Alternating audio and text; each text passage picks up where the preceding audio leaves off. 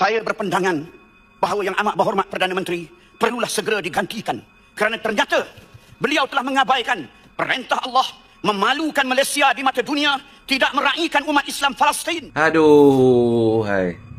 Orang Jasin, aku sebenarnya tak kisah pun engkau nak pilih siapa, engkau nak sokong siapa. Engkau nak kekalkan PAS kat Jasin, tak ada masalah. Itu hak kamu.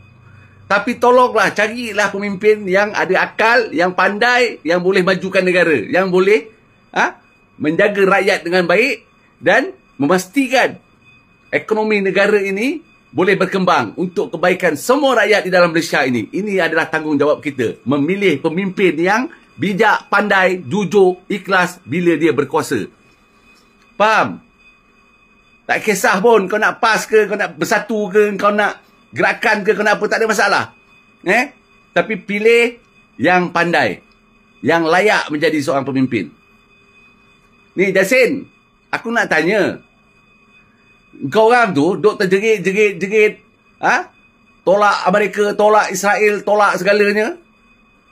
Ada keputusan yang baik ke untuk Palestin? Berapa belas tahun dah kau menjerit? Ada berlaku perubahan? Ataupun menyelamatkan Palestin? Ada? Sama je, kena hentam juga. Hancur lebur. Lagi teruk daripada mula kau orang start menjerit tentang Palestin sampai hari ni hancur lebur.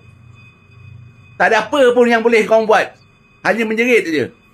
Tapi PMX, dia bersuara di peringkat dunia, di depan pemimpin-pemimpin dunia, di depan mata Trump, di depan mata Presiden Perancis, di depan semua pemimpin-pemimpin dunia, pemimpin-pemimpin besar dunia.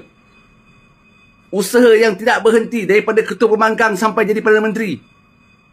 Daripada tahun 70-an sampailah sekarang PMX memperjuangkan Palestin, dan akhirnya pemimpin dunia sedar bahawa pentingnya keamanan sesama negara semua demi untuk kemajuan, kebaikan, perniagaan, kemakmuran untuk semua rakyat dalam dunia ini. Dan hari ini diperakui oleh pemimpin Trump sendiri. Yang banyak memperjuangkan Palestin ini adalah Perdana Menteri Malaysia sekarang, iaitu Datuk Seri Anwar Ibrahim. Engkau orang buat apa? Cuba kau buktikan apa yang kau buat untuk Palestin selain daripada menjerit.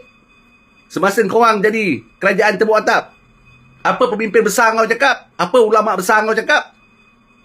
Oh, kita Malaysia berkecuali tentang Timur Tengah, pergolakan Timur Tengah. Itu kau cakap perjuangan. Itu kau cakap hebatnya parti kau orang. Polah. Jasin, sedarlah.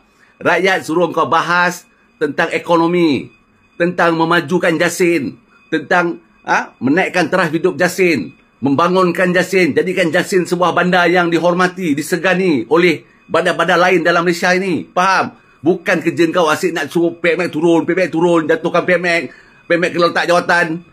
Itu isu peribadi, itu bukan isu rakyat. Parlimen nak bercerita tentang isu rakyat, kebaikan rakyat, kemajuan rakyat, pembangunan rakyat, ekonomi negara.